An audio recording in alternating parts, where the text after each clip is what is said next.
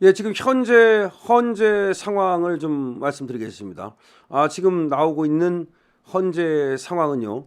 아직 선거기일을 정하지 못했답니다. 아직 선거기일을 정하지 않은 것은 확실하고요. 지금 이제 쟁점이 뭐냐면 일사부재의라고 해서 국회에서 한 회기에 하나의 안건을 한 번만 올리게 돼 있거든요. 그런데 이 동일 안건을 동일 회기에 올리는 것은 안 되거든요. 그런데 국회에서 사실은 그거를 일사부재의 원칙을 어긴 거예요. 그뿐만 아니라 국회에서 조사 절차도 어겼고 이 또 내란을 집어넣었다가 또 뺐고 사기 탄핵이라고 그러는 거죠. 이런 것들이 지금 적법하지 않다는 얘기가 나온다는 겁니다. 그래서 이게 뭐냐, 탄핵안이 통과될 때까지 그럼 계속해서 무슨 뭐 한 번 하고 그때 두 번째 안 됐으면 그럼 또 하고 또 하고 그러면 그게 일사부재의 원칙을 어기는 게 아니냐, 이렇게 두 번째 그러니까 한 거, 이거에 대해서 지금 논의가 있었다는 거예요. 그래서 이런 점이 좀 정당성을 갖기가 어렵지 않느냐라는 얘기가 나왔고, 그다음에 그 공소장을 갖다가 변경했잖아요. 지금 내란죄 뺀 거, 이 내란죄 뺀 거에 대해서 이거 상당히 문제가 있지 않냐라는 말이 나온다는 거예요. 지금 탄핵소추안을 보면 처음에는 대부분이 계엄령을 위반했다는 거였어요.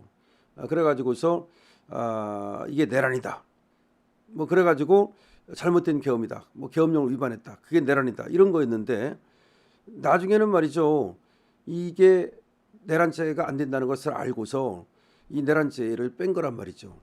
만약 계엄령을 어겼다는 건 뭐냐면 계엄법의 요건을 어겼다는 건데, 계엄법의 요건을 어겼다 그래서 그 자체로 내란이냐? 그건 아니죠. 그러니까 이 내란죄를 넣었다가 내란죄를 뺀 게 그 이유가 다 있어요. 내란죄가 안 된다는 걸 아는 거예요. 계엄령의 요건, 뭐 그런 적법 절차, 뭐 이걸 일부 어겼다, 그거예요. 어겼다 하더라도 내란죄는 아니죠. 그러니까 내란죄를 빼버리고서 남은 건 결국 뭐냐? 그러면 결국은 조금씩 그 요건이라든지 절차 같은 게 위반됐다, 뭐 그런 거예요. 그렇다고 해서 그것이 이제 절대 내란죄는 될 수 없으니까 뺀 거죠. 그럼 나머지 갖고서 그러면 이제 판단을 해야 되는데, 처음에 탄핵 소추할 때 거의 80%가 거의 다 내란죄였어요. 근데 그 내란죄 빼곤 남는 것도 없어요, 그냥. 그럼 그거 가지고 과연 탄핵을 할 수 있는 거냐에 대해서 지금 논의가 이루어지고 있다는 거예요. 그러니까 내란죄 뺀 게 역시 문제가 되고 있는 거예요.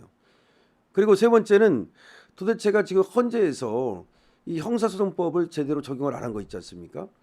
예를 들면 32조 수사 절차 또는 재판 절차에 있는 서류를 받아본 거라든지, 내지는 또 형사소송법을 준용하도록 되어 있는 여러 그런 것을 거의 다 사실 뭐 어기고, 특히 검찰의 밀실에서 또는 경찰의 밀실에서 만들어진 그 조서를 갖다가 그냥 갖다가 바로 그냥 증거로 써버린다든지, 그런 건 안 된다 그랬죠.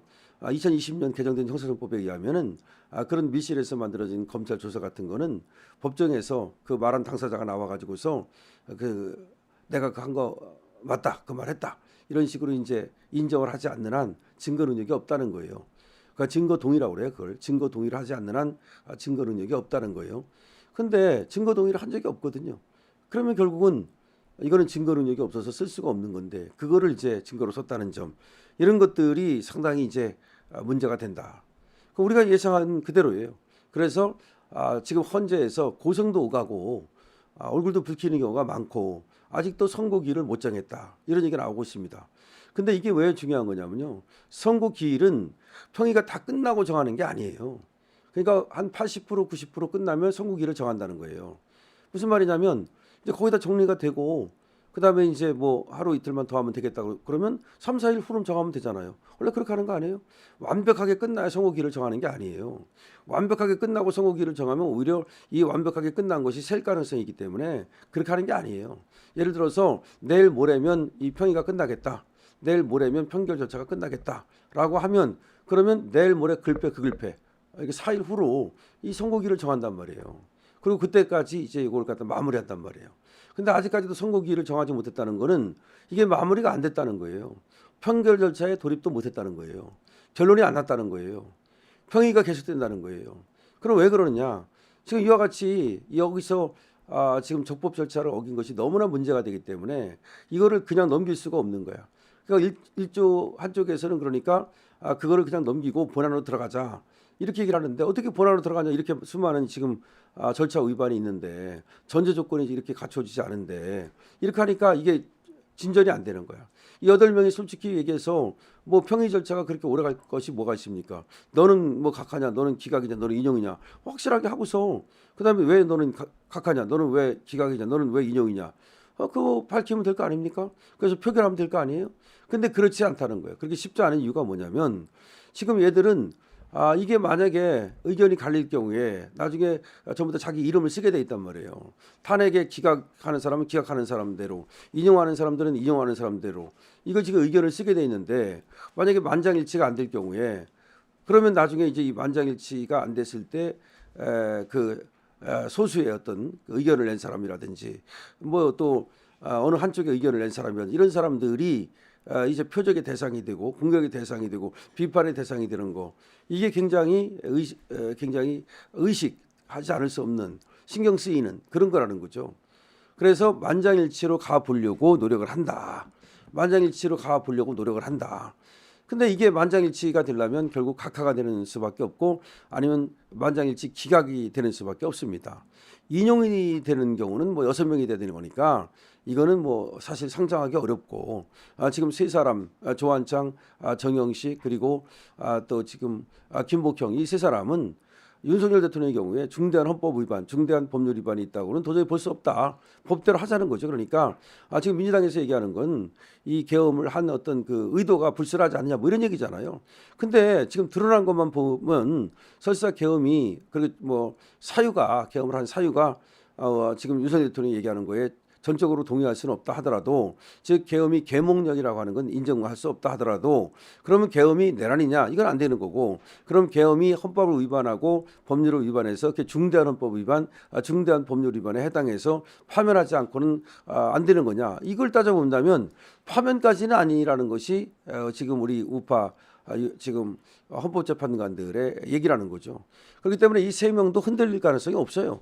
저쪽 세 명 이미선, 정정미, 정계선도 흔들릴 가능성이 없어요. 그래서 이제 중간에 문영배와 지금 김영두인데 여기는 사실은 흔들릴 가능성이 있다는 거죠. 그렇기 때문에 우리가 이제 5대3으로 우리 쪽이 5가 될 수도 있다. 아니면 적어도 김영두는 우리 쪽으로 와서 4대4가 된다 이런 얘기가 나오는 건데 근데 4대4 기각 또 5대3 기각 이것마저도 지금 헌법재판관들은 부담스러운 거예요. 왜냐하면 이게 만장일치가 안 됐을 때 뭐 4대4가 됐을 때 5대3이 됐을 때 4대4지만 어쨌든 동점 아니냐 6명이 안 돼가지고 뭐 기각이 된 거지 그래도 4대4 아니냐 그러면서 혼란스러워지면서 뭐 대통령이 복귀를 해도 국정이 굉장히 분열되는 이런 현상이 일어날 수도 있고 또 5대3 기각을 했을 때 그러면 5의 의견과 3의 의견이 갈리는데 이 3의 의견을 낸 사람들은 또 공격의 대상이 될 수도 있고 뭐 또 5의 의견을 낸 사람들은 또 반대쪽에서 공격의 대상이 될 수도 있고 그러니까 차라리 8대0으로 가는 것이 제일 헌법재판관으로서는 뭔가 부담스러움이 적은 거다. 근데 8대0으로 가자니 이제 그럼 각하밖에 없는 거예요. 그런데 8대0 각하에 대해서는 지금 아마 합의가 안 되고 지금 계속해서 지금 평행선을 달리고 있다 이렇게 보는 게 맞는 것 같아요. 그래서 지금까지 헌재에서 나온 소식은 일사부재의 원칙 그다음에 내란죄를 빼고 관련된 소추 사실의 동일성이 깨진 거, 세 번째는 어떤 증거 어떤 판단 또는 증거 채택의 문제 이런 세 가지가 지금 합의가 잘 안 되고 있다는 얘기가 나오고 있습니다.